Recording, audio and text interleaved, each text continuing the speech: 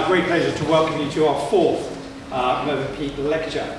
Can I say from the very beginning, there are no fire drills planned, so if the fire alarm does go off, if you could evacuate through the doors on my left and your right, and we'll meet outside. We started these lectures a year ago as part of the school's 180th celebrations, and this is the fourth lecture in the series. It's become a regular feature in the school calendar, and I'm delighted to welcome a wide range of speakers from different backgrounds. If you've been here before, you'll know these talks are named after Mervyn Peake, a former student of the school. The son of a missionary in the Far East, Mervyn Peake was born in 1911 and attended Eton College up until 1929, where he first developed his writing talents. He went on to become a leading writer, a poet and prolific author of various books, written largely in the style of J.R. Tolkien, but influenced too by Charles Dickens and Robert Louis Stevenson. He wrote poems, short plays, and a whole series of poetry. His works include also portraiture and paintings, forming part of the National Portrait Gallery collection and the Imperial War Museum collection.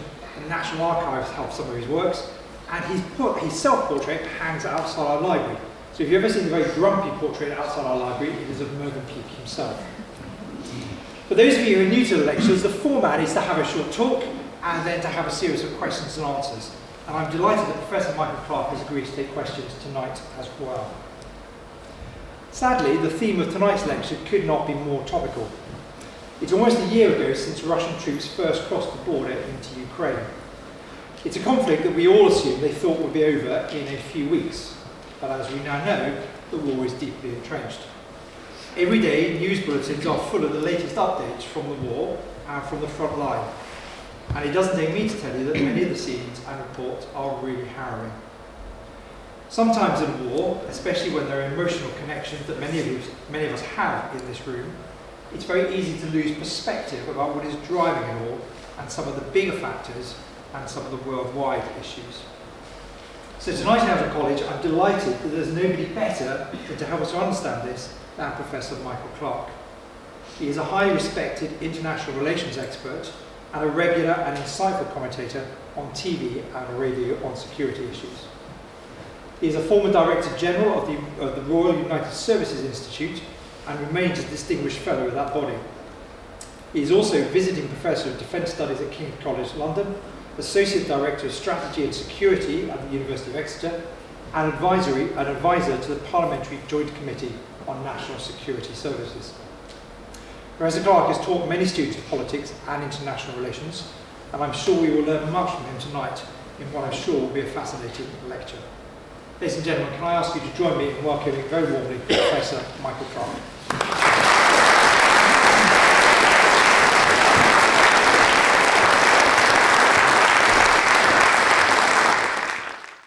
Headmaster Guy, thank you very much. It's a great pleasure to be here. It's a bit intimidating to give a lecture in the name of Mervyn Peake, who is such a great writer. And so in his name, I hope I can do some justice to the legacy which he created, not just in English literature, but in British society in general. And it's also a great pleasure. I've not been here before. It's a very impressive organisation. It's a very impressive establishment, clearly. It was nice to catch up again with Edward Funnell, who was one of my previous students, and just now to see Adrian Jones, who was a previous student. Edward got me onto this by saying, he rang me and he said, "Do you believe in free speech?" And I said, "Yes." And he said, "Well, how do you fancy giving one?" So here it is. Most of what I do is, in the nature of it, free. My theme tonight is, why is the Ukraine war a global issue? It is a war. It's the first major war in Europe, of course, since the Second World War. It's going to be with us for a long time, one way or another, on and off, on and off. It's a generational struggle, in my view.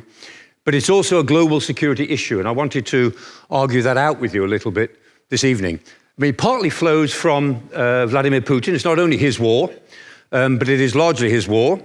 And we call him now Putin the Indefinite. He's changed the constitution so that he could be in power until 2036. He turned 70 last year. So you can work that out for yourself. Effectively, he has the ability to stay there until he either wants to give up, or he dies in office, or he effects some arrangement of a transition, or he is removed. But nobody expects the end of the Putin era, even though it might be quite soon. We just don't know, but it will almost certainly be rather messy.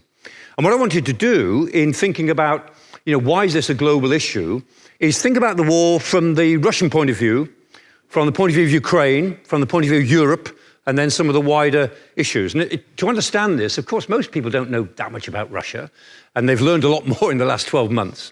But it's important to understand the way in which Russian history plays into Russian thinking and Russia's view of the world. It's a regional map of Russia, and you immediately understand that it's a place of enormous variations in regions. It's often said that all the people live in the West, all the food is in the South, and all the resources are in the East. It's a very big country.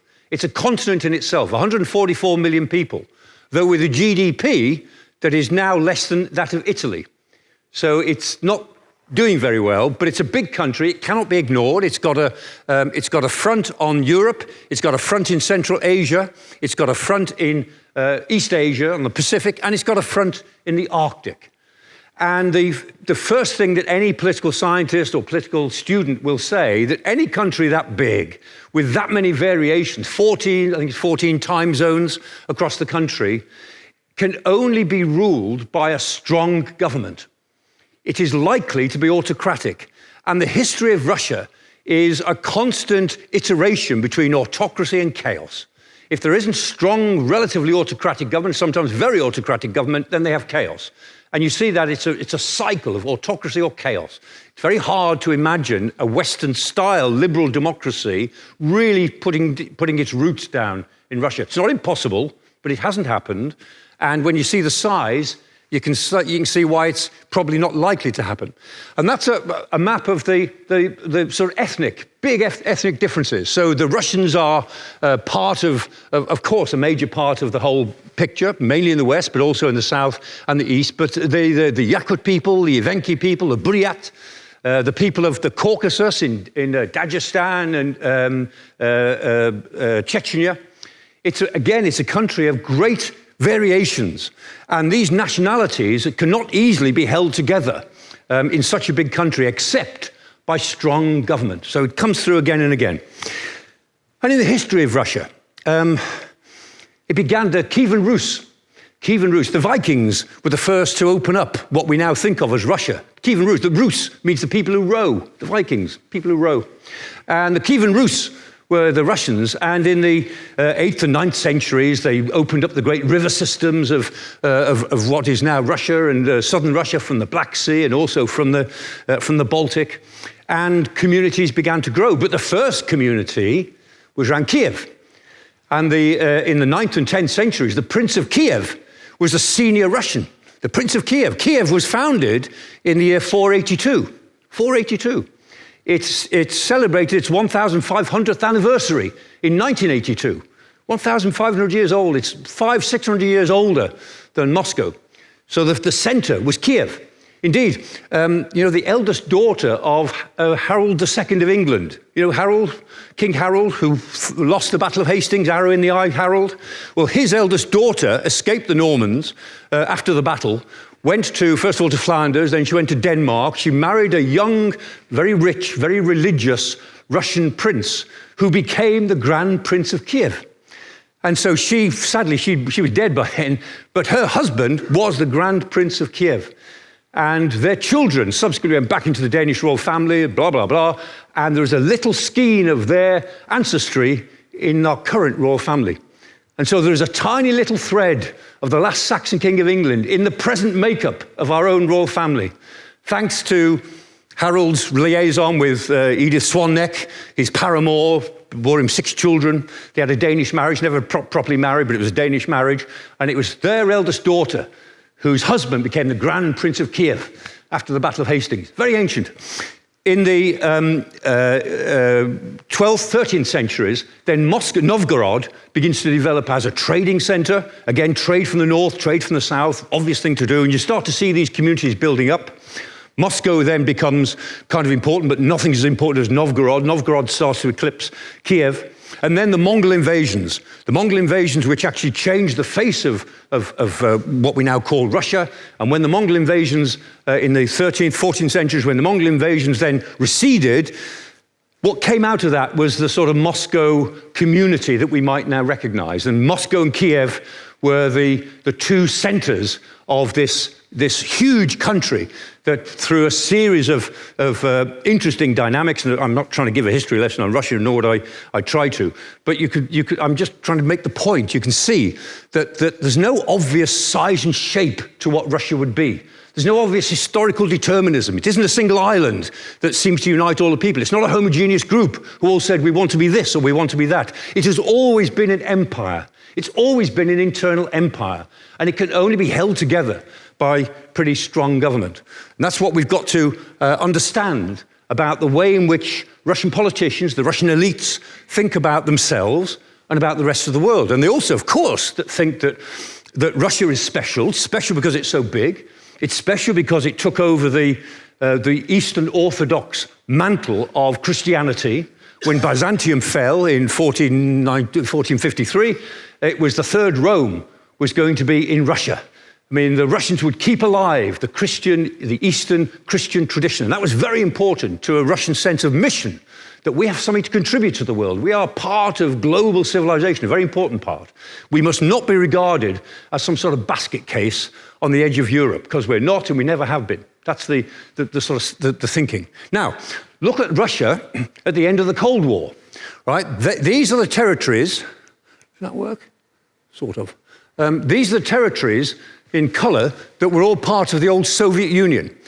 And in 1991, literally on the 26th of December 1991, the Soviet Union dissolved, just came to an end. Gorbachev couldn't hold together what was happening. The Soviet Union stopped being the Soviet Union. And the Soviet Union then became 15 different countries, Russia and 14 neighbours. So the territories of, going from the top there, anti-clockwise, Estonia, Latvia, Lithuania, the Baltic states, Belarus, there in the purple, Ukraine, Moldova, that little green blob west of Ukraine, then into the Caucasus, Armenia, Azerbaijan, and then the stands, as they call them, Tajikistan, Uzbekistan, Kyrgyzstan, and Kazakhstan, big old Kazakhstan.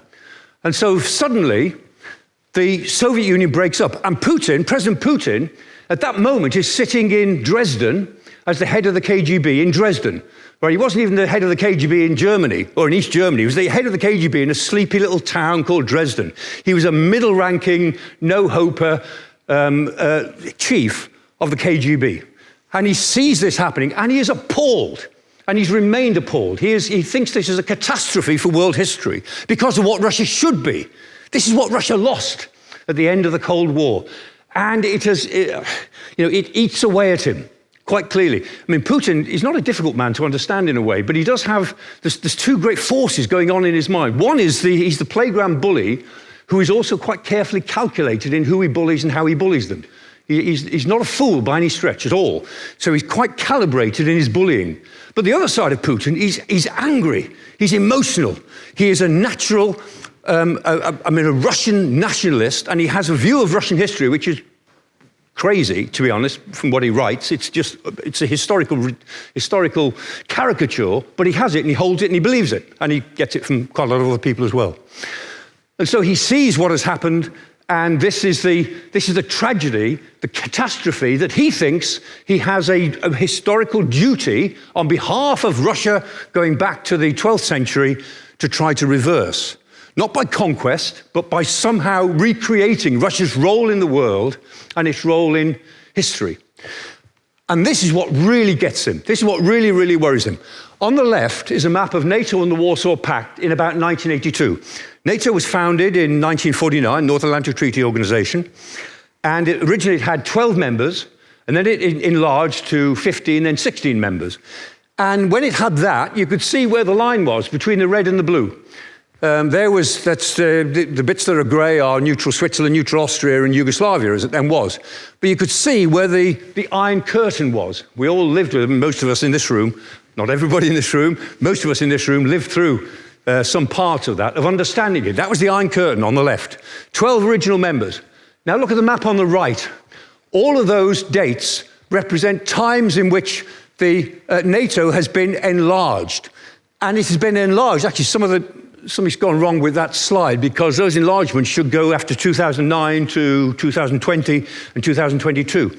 It's actually been enlarged 10 times since 1949, and it now has 32 members.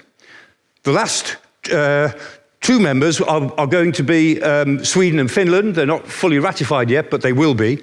Before that, it was North Macedonia and Montenegro, the tiny micro-states of the Balkans. So there are 32 members. And the point of it, of the view from Putin's point of view, is see the colours on the map on the right.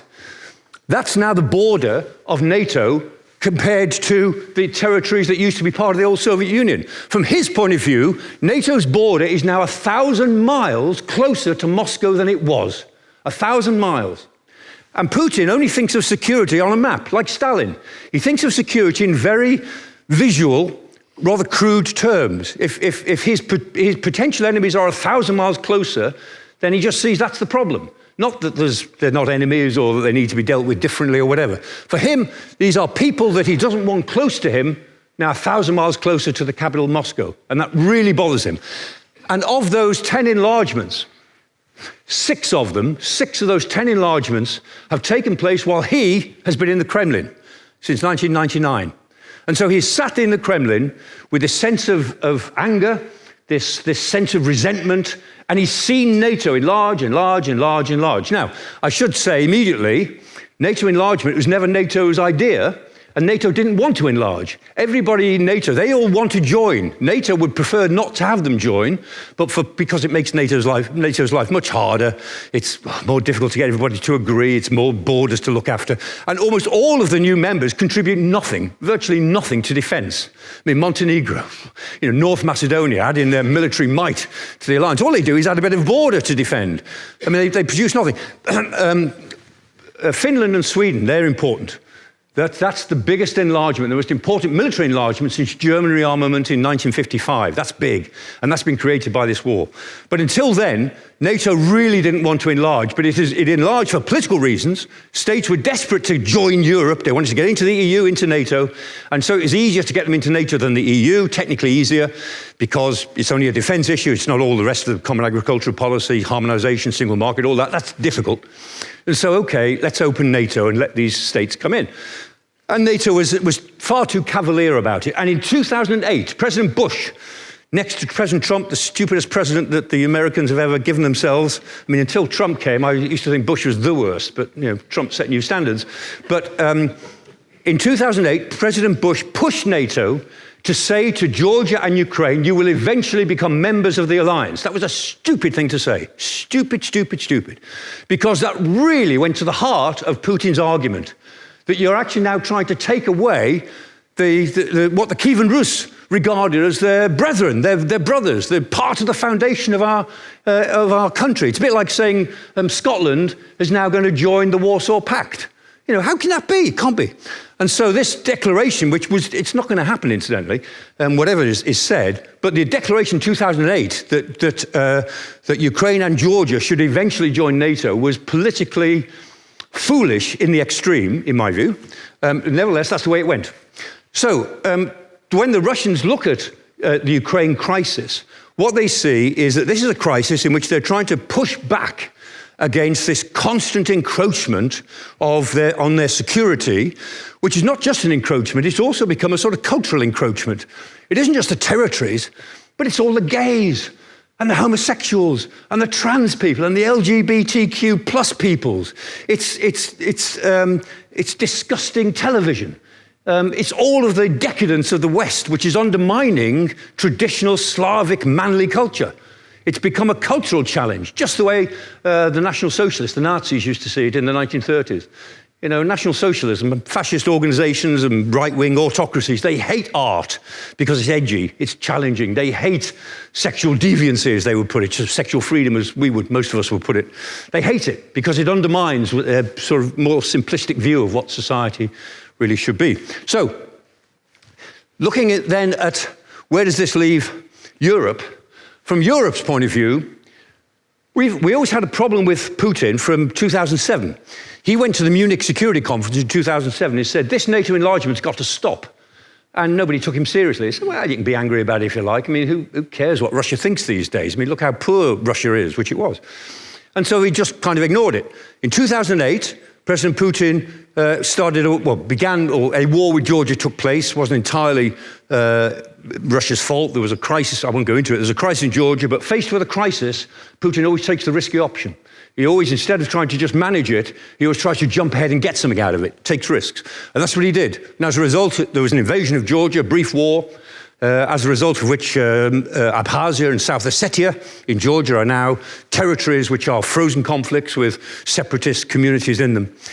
And then from 2008 began this process of Putin doing all he could to undermine Western unity, this unity that he so feared. And so up in the Baltic states, the three little Baltic states, Estonia, Latvia, Lithuania, and Poland, of course, which he always feared, there was always this constant bullying, this constant pressure, undermining, cyber attacks, all sorts of things. Down in the south, towards Romania, Bulgaria, charm offensive, try and edge them away from NATO to say, look, the West Europeans are not going to help you. The Americans are off on their own thing in Afghanistan, global war on terror. Don't believe in them. There's a charm offensive there.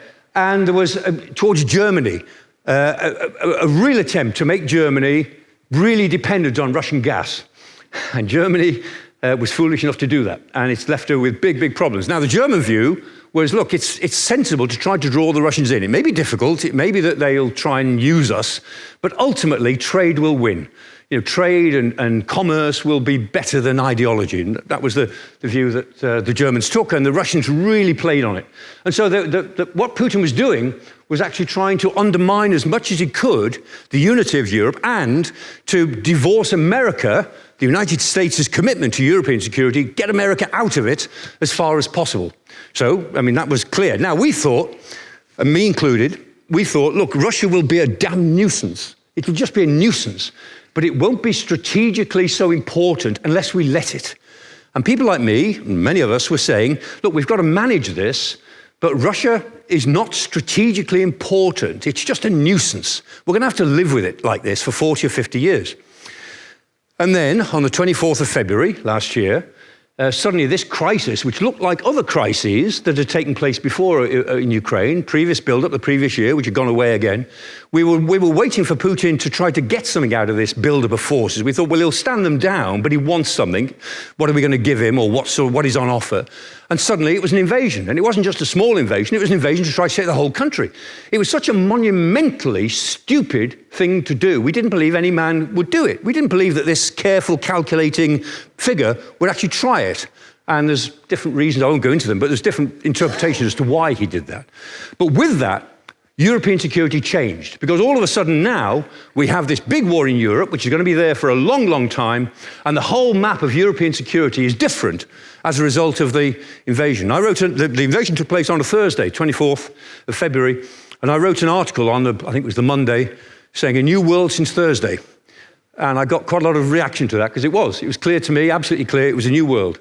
And I don't think we were wrong to say that Russia is nothing, or Putin is nothing but a nuisance, because nobody thought, including his own generals, that he would cross the line. Only 3 people knew that he was going to actually order an invasion up to 72 hours beforehand. The month before, only 3 people were in his head as to what he was going to do. Even Gerasimov, who's the chief of the general staff, he's the top soldier, the top military person looking after Russian defense, he didn't know until 3 days before. And so he was keeping it to himself. Patrushev, he knew. Berdnikov, he knew. Putin. Those 3, they had the plan. And it was such a stupid thing to do that even other Russians didn't believe they would do it. And the soldiers on the ground certainly didn't believe they'd do it. That's why they sold all the kit. They were there on maneuvers, and they sold the radios, they sold the GPS systems. I mean, a lot of these Russians came from the eastern provinces. They were in a relatively wealthy area in Belarus, so they pulled out anything from their vehicles they could and flogged it, including the fuel, which is why when they invaded, they were so hopeless, because they'd given away a lot of stuff that they really needed, because they didn't believe they would do it. They didn't believe it. Anyway, so the world changed for the Europeans. Now, this is an example, as it were, of just how big Ukraine is. Next to Russia itself, it's the biggest land area in Europe, biggest country in Europe by geography. 44 million people, 144 million in Russia, 45 million people in Ukraine. When we look at the map of Europe, we always talk about the big 4. in politics, whether it's EU or anything else. It's the big four. And the big four are Britain, France, Germany, and Italy. Those are the big four in terms of population, production, wealth, and history, and lots of other things. So Europe is dominated, for good or bad, by relations between those four: France, Germany, Italy, Britain. If Ukraine develops, as we suspect it now will, in the aftermath of the war, whenever that is, Ukraine will be one of the big five. It has to be taken seriously. A country that big, that important to global food, producing so much grain, so much fertilizer, so many seeds in the world. It has to be taken seriously, and it will be a big European state, we assume, at some time in the future. So it's not just the security of Europe that's changing, it's also the sort of basic makeup of Europe that will change as a result of this war, unless the Russian invasion is successful, Ukraine is suppressed completely as a country, lives under Russian control for the next 50 or 60 years, and the guerrilla war is inside Ukraine is somehow damped down and the Russians succeed. That's hard to imagine. But if Ukraine survives in any form at the end of this crisis, then it will be one of the big five in Europe, alongside the other four, at some point. So now let's look at the war on the ground. Now that's a map, you've seen that I'm sure on television many, many times. That's a sort of essential map of where the Russians consolidated their forces. They began by trying to invade Kiev, that great long, it's just below 12 o'clock there on the map, great long convoy that just didn't get anywhere and eventually had to withdraw, plus a big push from Chernihiv and Sumy, which was more successful up in the northeast, and that had to withdraw as well. And eventually, Gerasimov said to Putin, look, Mr. President, we're too spread out. We've got four fronts here. None of them are working together. They're all competing for resources. Nobody's in control. We've got to put our forces in one place and win somewhere. And so, of course, it was the Donbass. And the area there, Luhansk and Donetsk, those are the two oblasts, the two provinces of the Donbass, are the areas that Russia really wants to take and has claimed as their own in any case. And then what's called this land bridge to Crimea. The Russians captured Crimea in 2014 because of the crisis. Again, it was a crisis in Ukraine. It wasn't Moscow's fault, but took the reckless option, made a play and grabbed Crimea, something that had been on Putin's mind for a long time, and he got the opportunity in 2014 because of the foolishness of quite a lot of other people. And so the idea of this, creating this land bridge from the Donbass, from Donetsk there to Mariupol, through to Crimea, to unite those territories which previously had been broken up. And so that's the map that we've all got sort of used to, and that's the essential map of the war after 1 year. Now, that map has changed a little bit, and this is the map as of January the 28th, so this is the map of, 3 days ago. And it's the same sort of shape, but you see the two blue areas there are the areas where the Ukrainians have conducted offensives, and they've won back territory. The one area there, up in the northeast, that top area, that's Kharkiv, and they launched an offensive, quite a big offensive, a surprise offensive, and the Russians just collapsed because they'd sent most of their troops around to the southwest. They didn't believe the Ukrainians would attack them. The Ukrainians were really very clever about that, and then they attacked them when they didn't expect it, and they took a whole of that province. And so the Ukrainians are now up to the Luhansk Oblast, and there's ferocious fighting going on that border between the light blue and to the bottom part of that light blue and the red. Ferocious fighting around Kreminna and Svatove. I mean, I thought the Ukrainians would have taken Kreminna by now, but the Russians have put more and more and more troops in. They're losing 500 or 600 a day by some counts. Certainly well over 1,000 a week. Human wave attacks, but they've reinforced with nothing but blood and rifles, and they're holding. They are holding, and they may now be trying some local counterattacks. But the fighting is ferocious. We keep hearing on the television about Bakhmut, a bit further south, and Solidar. That's ferocious too, for other reasons, but that's not strategically important. But what's going on there, between that light blue and the red, that's the key to the next part of the battle there, to see what happens. And then the other area, the other bit of light blue, down in the southwest there, that bottom bit, that is the area west of the river Dnieper, at Kherson. And Kherson, the city there on the river Dnieper, was the only significant city that the Russians had taken in February. They took it basically because it was given to them, a whole series of sabotage operations and what the Ukrainians will call traitors, sort of gave them the city in effect. And the Ukrainians, as it were, pushed back And what they've done is they've pushed all the way to the river Dnieper. And this river Dnieper is quite important. You can see the line of the river Dnieper. It's a bit faint on there, but if you look through from Kherson in the south there, the line goes through Dnipro, up through the Ukraine label there, through Kiev to the northern border. That's the Dnieper River, the great Dnieper River.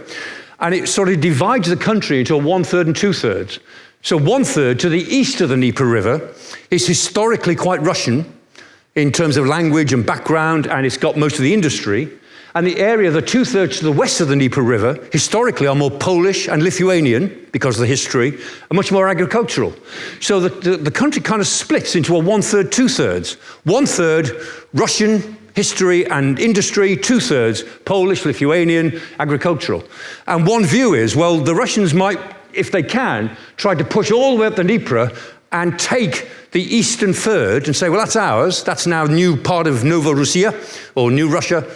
And we'll live with the rest of Ukraine, but we'll make it implausible. We'll make it a state that can't function. We'll make it into a failed state by capturing Odessa and cutting it off from the Black Sea. And then, so we'll have territory, a bigger territory, and a failed state to the west of that territory that basically we can dictate terms to. That's a view of what might be in the strategic plans of the Russians. However, we all know the Russian invasion has gone extremely badly so far, but it may now be beginning to change. The man on the right is Dvornikov, General Alexander Dvornikov. And Dvornikov was the commander for quite a long time. And Dvornikov's policy, such as it was to try to push in 2 or 3 different areas around the Donbass and around the land bridge and in Kherson and so on.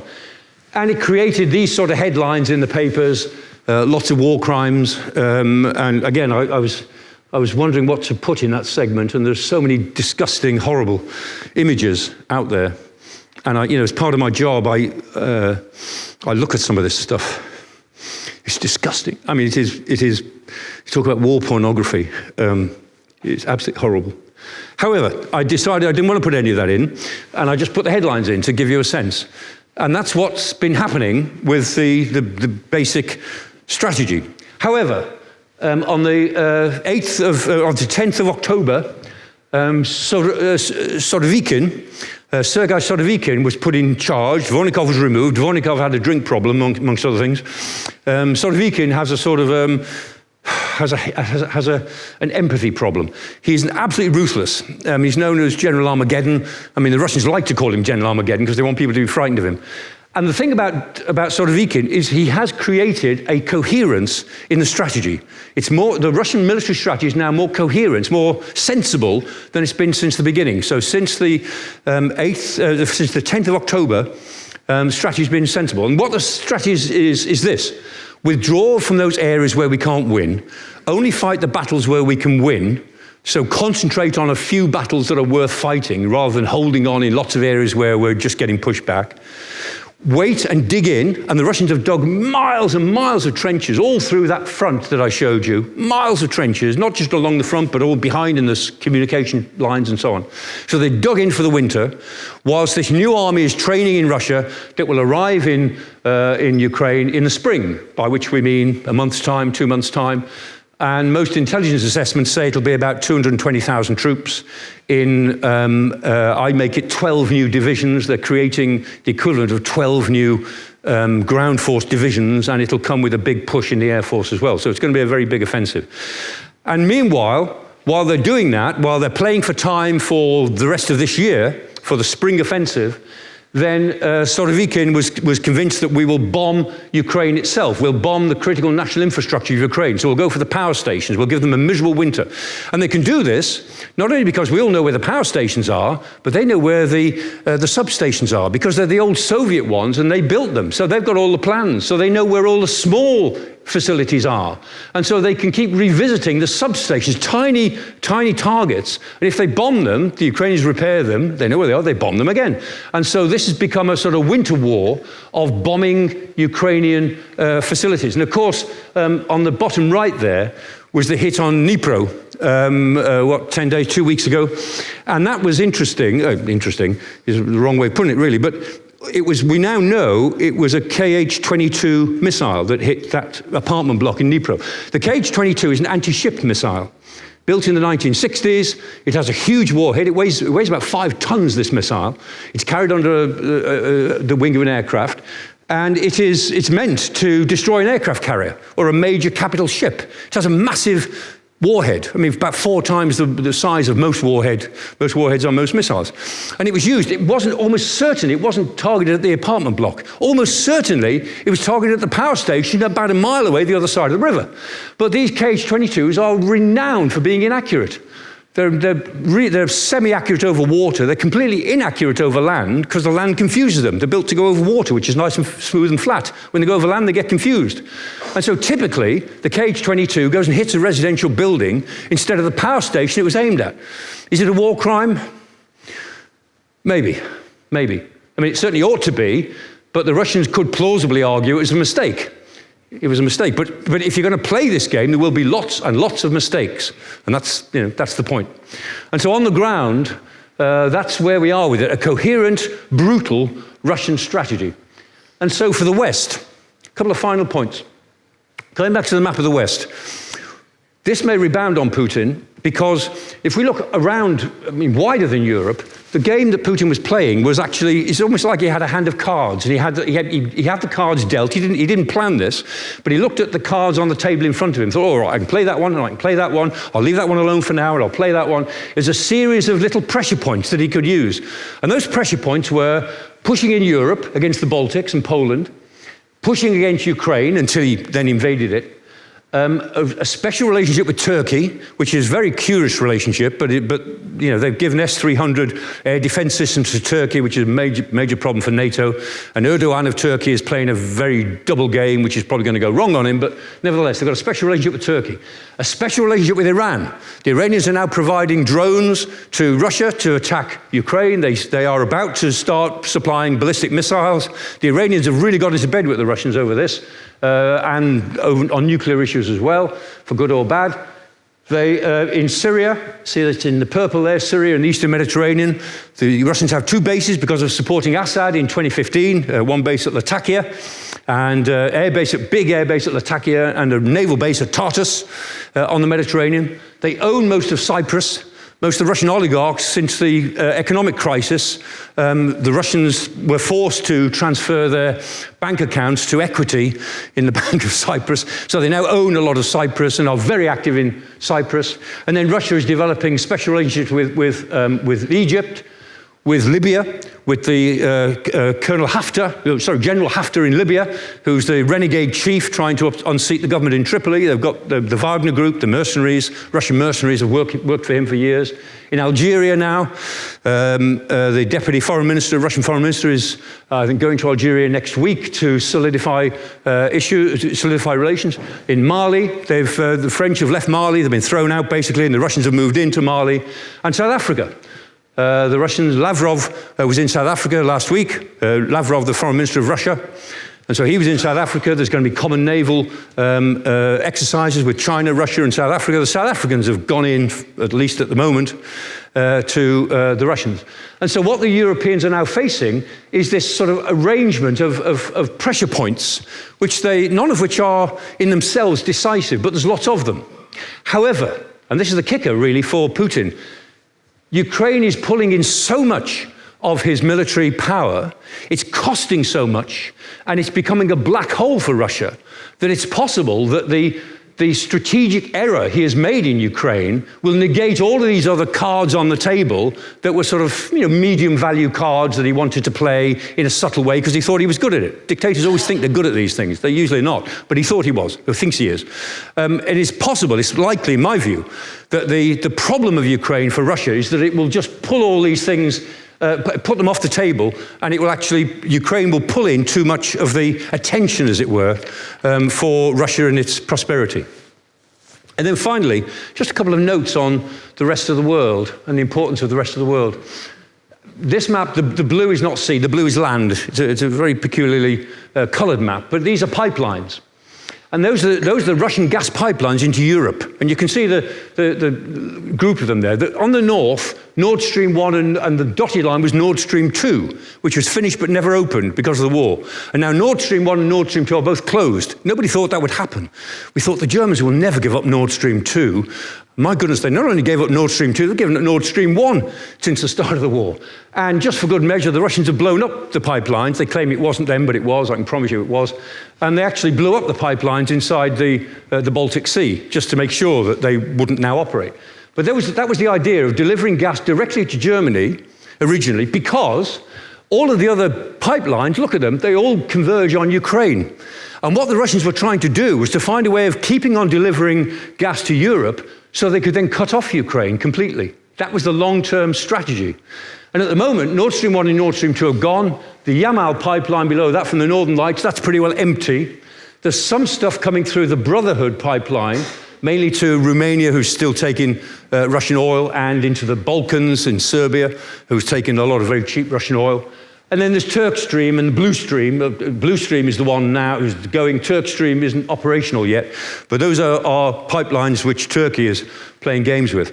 But the point about all of this is that this was really important to Russia's economy, but the gas market in Europe is now finished for the next couple of generations. The Europeans will not be buying any more Russian gas.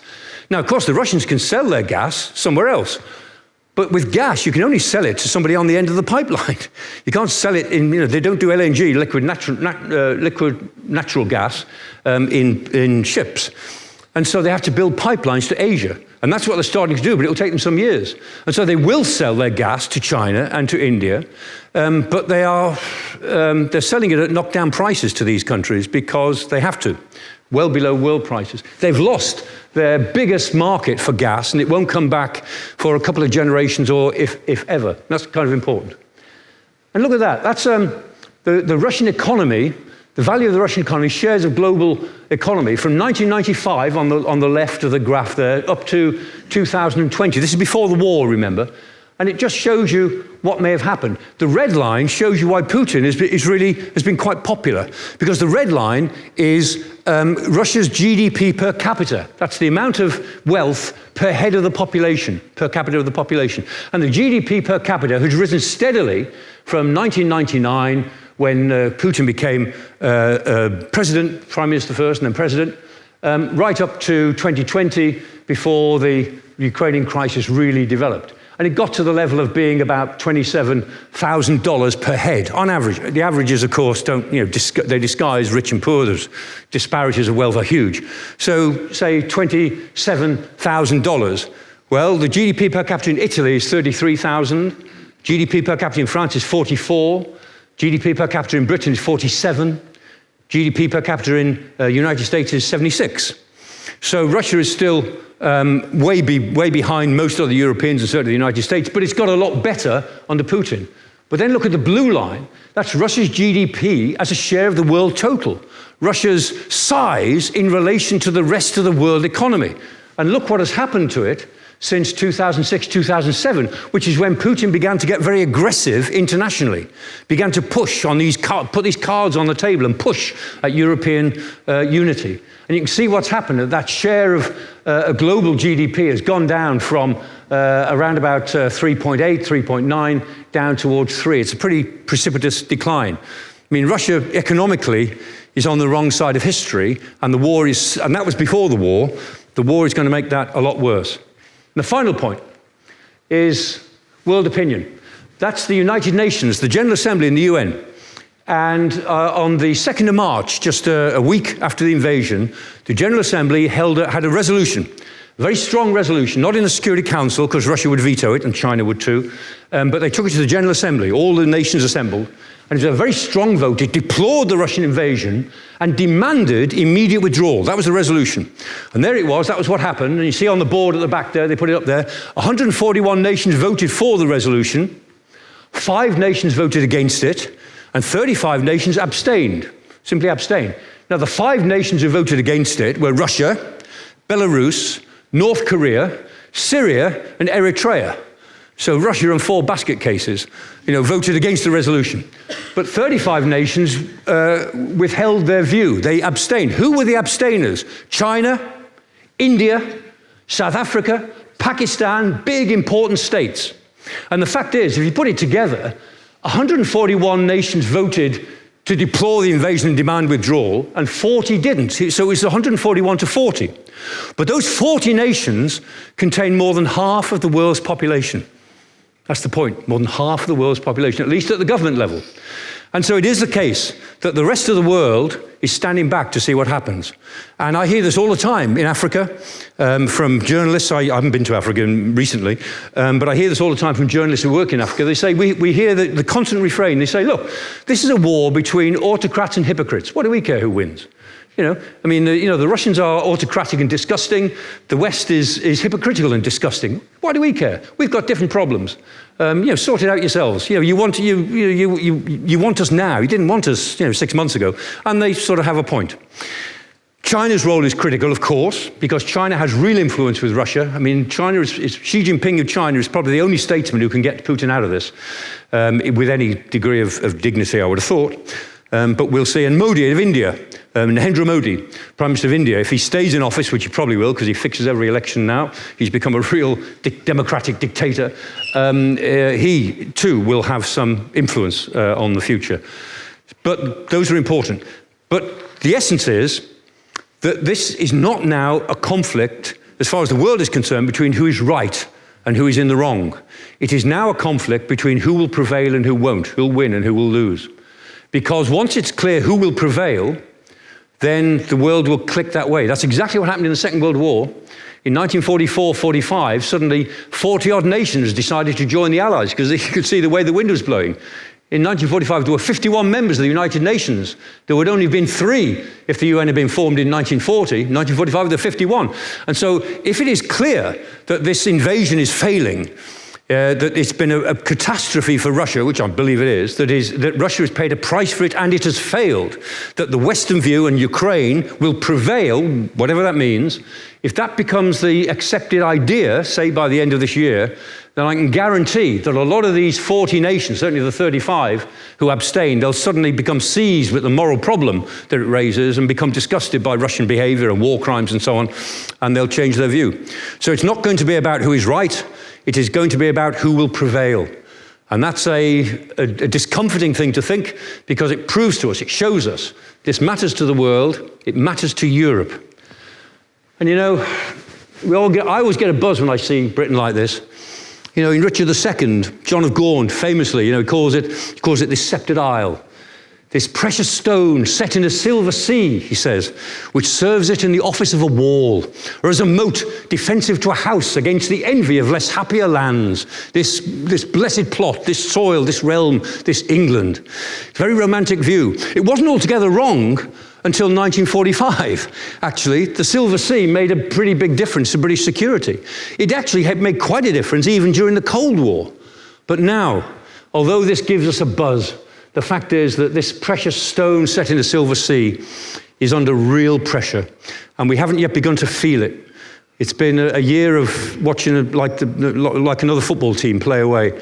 We're about to start playing away in relation to this, not with boots on the ground, but we are getting pulled into this because it matters, and it matters to the world, matters to Europe. So, I will stop there. I think we'd all agree it's been a fantastic masterclass tonight and a real sort of tour de force, and so many phrases coming through, like a country forging its own nationality and sort of finding its way in the world, and it's not who wins, it'll be who prevails, and we'll see what happens. And it took me so back when you started speaking to my time many years ago, and yes, as a former student, university student of politics and international relations, and Professor Mike Clarke's international relations modules, my second, third year, absolutely amazing, absolutely inspirational.